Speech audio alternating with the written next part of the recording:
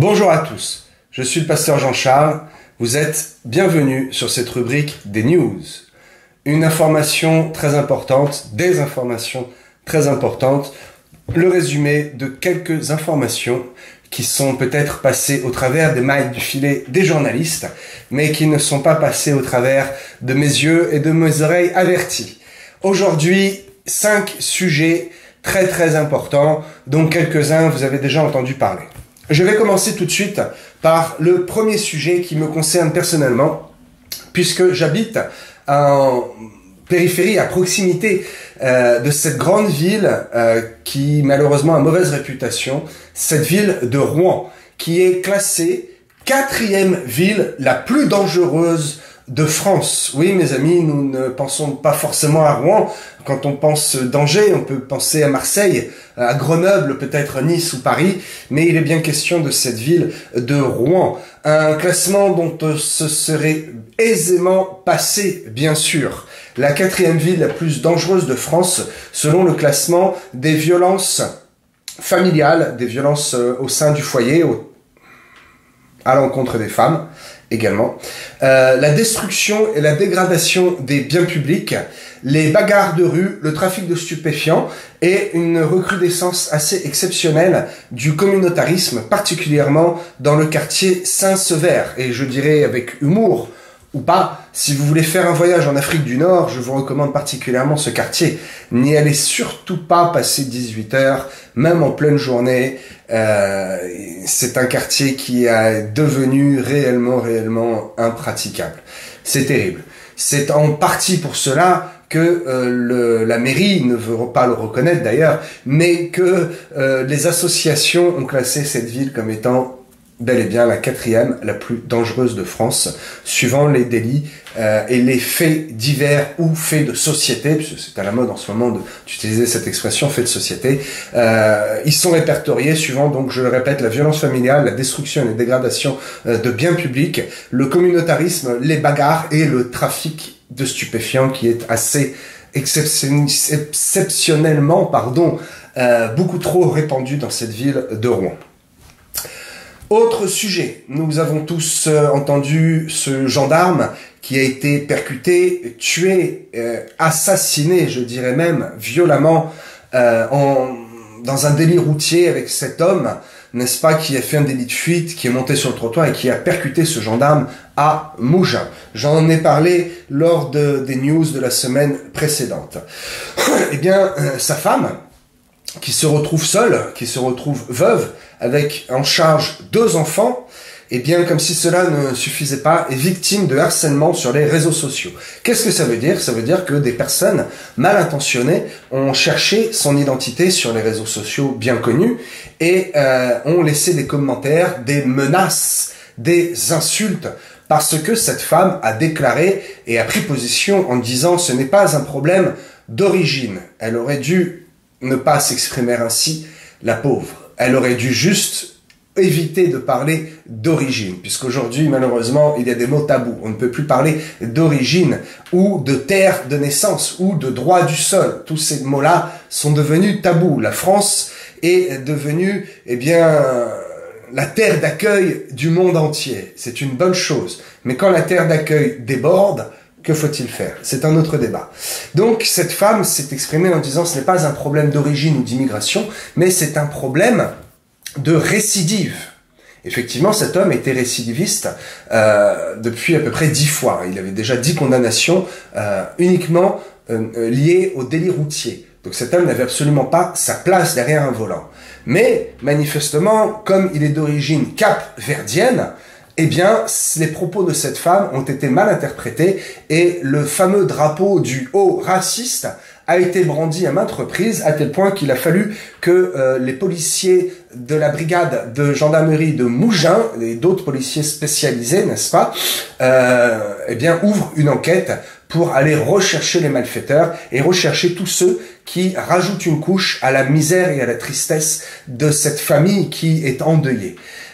Nous voyons ici la haine de ce que quelques-uns osent appeler encore les chances pour notre France et qui finalement s'unissent dans un but commun de défendre un criminel, mais ils s'unissent dans l'idéologie que ce qui les rapproche, c'est que ce sont des étrangers. Et malheureusement, ils se considèrent encore comme des étrangers alors qu'ils ont une carte d'identité nationale française, que ces mêmes gens sont français, mais ils ne veulent pas, ils revendiquent une identité étrangère, et quand un fait divers, un fait de société, n'est-ce pas, arrive, eh bien, ils iront toujours se placer du côté de leurs frères étrangers. C'est encore ce qui se passe ici, avec ces menaces de mort, ces intimidations et ces insultes que subit cette femme du militaire, du gendarme décédé suite à le véhicule qui était un délit de fuite et qui l'a percuté. C'est une bien triste nouvelle et un aggravement d'une situation qui était déjà grave et de la peine en plus pour cette famille. Sujet suivant. Ça y est, à force de cinquantaine de jours de roulement de tambour, nous avons enfin la possibilité de dire le Premier ministre est là. Certains l'ont annoncé en disant « Oh, je vois, je suis un voyant et oh, je vois que ce sera quelqu'un assez âgé. » Oui, bien entendu, forcément. Que ce sera quelqu'un qui ne sera ni de droite ni de gauche. Oui, bien sûr, nous l'avons tous entendu des informations. Mais qui est ce Michel Barnier ? Puisque je ne suis pas politicien, mais j'ai été chercher pour vous quelques informations qui pourront vous être utiles et qui vous aideront à faire vos propres recherches et à vous informer sur ce monsieur qui est nommé Premier ministre et qui aura une place très très importante pendant les mois, peut-être les années à venir. Monsieur Michel Barnier, qui est-il? C'est un homme de 73 ans. Effectivement, il n'est pas tout jeune et que fait-il encore à cet âge à la politique, en politique? Est-ce vraiment la politique qui l'intéresse ou est-ce le pouvoir? Je vous laisse répondre à cette question. Il a déjà été ministre aux Affaires européennes, Affaires étrangères, ministre de l'Agriculture et ministre de l'Environnement. Il est réputé comme étant bon négociateur. Vous avez déjà entendu cela comme moi. Mais pourquoi? Parce que c'est lui qui a été en charge de la négociation du Brexit, c'est-à-dire le moment où l'Angleterre est sortie des accords de la communauté européenne. Il a fallu négocier, eh bien, les dettes, les impôts, la monnaie. C'est tout un casse-tête dont seul un homme assez intelligent, assez cultivé, et assez équipé était capable de faire. Visiblement, cet homme est assez cultivé, assez intelligent, il a les moyens. Il va mettre les moyens en place pour que la France, eh bien, je l'espère, se redresse. Qui sont ses parents? C'est important. Monsieur Jean Barnier, et là vous allez comprendre pourquoi je parle de qui sont ses parents. Monsieur Jean Barnier, son papa, était ouvertement et réputé dans la franc-maçonnerie. Sa maman, Denise, était catholique, manifestement de gauche. Un drôle de mélange. Et je vous dirai simplement, dis-moi qui tu fréquentes et je te dirai qui tu es. Vous l'avez dit en même temps que moi, n'est-ce pas? Ce sont des indices pour nous savoir, pour nous aider à savoir et à cerner la personnalité de ce deuxième personnage le plus important dans notre gouvernement. Quoi qu'il en soit, selon ses récentes déclarations, visiblement, il apparaît être quand même plus du côté de la droite que du côté de la gauche. Toutefois, il va falloir qu'il soit très habile pour éviter la censure d'un côté du Rassemblement national et de l'autre côté de ce pseudo-parti qui n'en est pas un, mais qui est plusieurs partis qui sont réunis, dont la France insoumise, le nouveau Front populaire. Il va falloir que ce monsieur Barnier soit très ingénieux pour se faufiler au travers de tous les pièges de ces divers partis pour arriver, je l'espère, à faire passer quelques lois qui sont déjà en attente et à rattraper le retard que le gouvernement a pris durant ces 2 derniers mois. Nous verrons bien. Madame Mélanie, qui soutient l'Ukraine. Tiens donc, je vais faire un petit point historique et je vais vous demander de faire une recherche sur Wikipédia. La première ministre d'Italie, Madame Meloni, rencontre ce fameux homme en pyjama. J'aime l'appeler ainsi parce que Monsieur Zelensky ne s'est jamais, pas une seule fois, présenté en tant qu'homme d'État, en tant que chef d'État, digne de ce nom, en costume, ou ne serait-ce qu'avec n'est-ce pas, un beau polo. Il s'est toujours présenté en tenue de pseudo-militaire, en jogging, ce que j'appelle en pyjama. J'appelle cet homme l'homme en pyjama.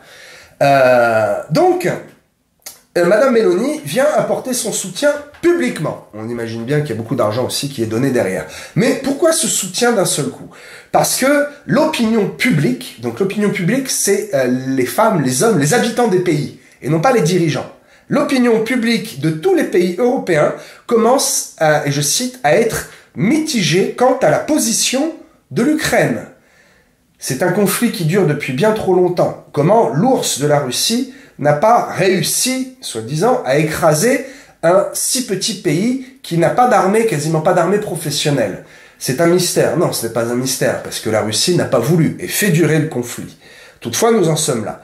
Alors, je voudrais vous rappeler quelque chose au niveau de l'histoire qui a tendance à être tronquée, truquée et même effacée. Souvenez-vous seulement que lors de la guerre contre le nazisme, contre ce personnage horrible d'Hitler et ce Troisième Reich, n'est-ce pas? Eh bien, la Russie a aidé largement, particulièrement la France, à combattre et a été un acteur très puissant de la victoire contre le nazisme et contre l'Allemagne hitlérienne. Souvenez-vous de l'histoire, je n'invente rien. Cette Russie qui a largement aidé à combattre Hitler et le nazisme. Alors que l'Ukraine, bien au contraire, l'a encouragé et a facilité, eh bien, l'idéologie nazie à se répandre. Dès 1930, ce pays se dit et se déclare, se proclame pro-nazi, pro-fasciste, tout comme l'Italie. L'histoire a la mémoire courte. Je vous invite juste à regarder Wikipédia et à regarder l'histoire de l'Ukraine. Tapez Ukraine et nazisme, 1930. Vous verrez l'histoire, ce que l'histoire vous dit. Vous serez surpris également de ce que le gouvernement italien, qui vient aujourd'hui soutenir l'Ukraine, qui est taxé de nazi par la Russie, et lorsqu'on en entend ça, on rigole, on se dit mais non, c'est l'inverse. C'est tout comme ce gouvernement de gauche qui insulte le gouvernement de droite en disant « vous êtes des fascistes ». Je vous rappelle, messieurs de gauche, que le fascisme est né de l'idéologie de l'extrême gauche. Je n'invente rien, encore une fois. Le fascisme vient de Franco, et en l'occurrence, je vais vous parler de Mussolini, qui dans les années 1940 a voulu annexer d'autres pays. Tiens donc, ce n'est pas ce que reproche l'Ukraine aujourd'hui à la Russie. Voyez-vous comme le monde tourne d'une façon très bizarre. Et voyez-vous l'importance de ne pas oublier l'histoire. Et si vous ne la connaissez pas, rien ne vous empêche de faire vos propres recherches sur Wikipédia. Je vous invite à regarder ce qui s'est passé en Italie, ce que le gouvernement a fait en 1940, lorsque nous rentrions en guerre, ce que l'Ukraine a fait pendant la guerre et avant la guerre. Et où étaient les nazis à cette époque-là? Aujourd'hui, manifestement, nous sommes la France. Apparaît être, et je ne crois pas du tout que c'est une réalité, mais elle apparaît être avec l'Ukraine. Souvenez-vous seulement de qui sont les Ukrainiens, de quelle est la marque de fabrique de ce pays. Souvenez-vous qu'il y a une dizaine d'années, ce pays était connu pour le trafic international de stupéfiants et la prostitution à outrance, particulièrement chez les jeunes, très jeunes filles, mineures. Souvenez-vous de l'histoire et souvenez-vous de ce que ce pays a fabriqué. Sujet suivant. Dernier sujet. Cette fois-ci, je vais vous parler d'une guerre. Entre guillemets, une vraie guerre. Une guerre qui est inconnue. Une guerre qui finalement a commencé, je n'ai pas écrit dans mes notes, mais je le sais, cette guerre a commencé depuis 2012. Cette guerre a traîné. Il y a eu des arrêts, des trêves, des accords qui ont été passés. D'ailleurs, un des accords qui a eu lieu le 23 mars a donné naissance à ce mouvement paramilitaire rebelle qui est appelé le M23, en référence au 23 mars, puisque les accords passés le 23 mars n'ont visiblement pas été respectés, et donc cela a donné naissance à une armée rebelle. Je récapitule pour vous où nous sommes et de quoi je vous parle. Je vous parle ici d'une guerre à Goma. Goma, RDC, République démocratique du Congo, à l'est de ce grand pays qui est divisé, subdivisé en plusieurs régions, plusieurs sous-États, on peut dire. Donc cette ville de Goma qui, en 2016, compte déjà près de 350 000 habitants. Et en 2024, elle compte 800 000 habitants en centre-ville. Il est dit sur plusieurs médias que cette ville et sa périphérie compteraient environ 2 millions d'habitants. Voyez-vous l'importance de cette ville qui pour certains est inconnue et vous n'avez jamais entendu le nom de cette ville, qui est en conflit et qui est à la frontière d'un conflit armé très dangereuse entre donc le Congo, la région du nord et du sud du Kivu. Renseignez-vous, K-I-V-U.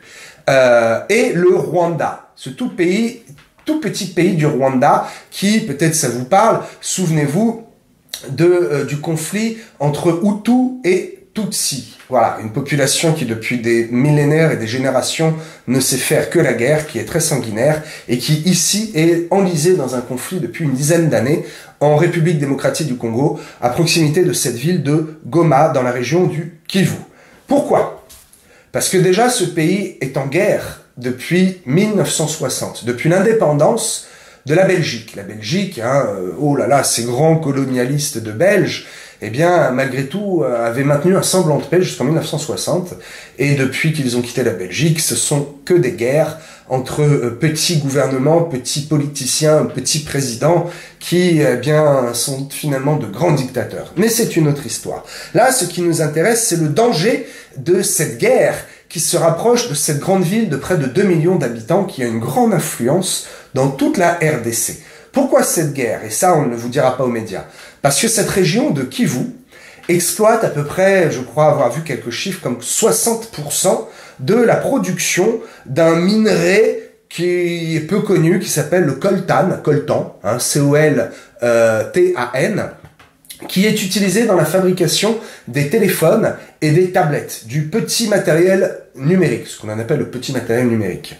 Et donc cette région et ce business, eh bien, est convoité et donne malheureusement naissance à une guerre qui n'en finit pas, qui a fait récemment encore la découverte de 200 morts en une journée. Ce sont des conflits qui finalement attaquent maintenant des très jeunes générations, les jeunes filles, les jeunes gens. Ce sont des conflits qui donnent lieu à des exactions, à des choses horribles dont les médias ne nous parlent pas. La situation humanitaire dans cette ville, qui a une influence dans toute la région et finalement dans le pays, la situation humanitaire des habitants de Goma, eh bien, est tragique, est terrible. Là, il y a réellement du sang. Là, il y a réellement des gens qui meurent, qui sont égorgés, étranglés, qui meurent par balle, qui n'ont pas de soins, qui meurent la gorge sèche parce qu'il n'y a pas d'eau et il n'y a pas de nourriture. Voilà un vrai conflit.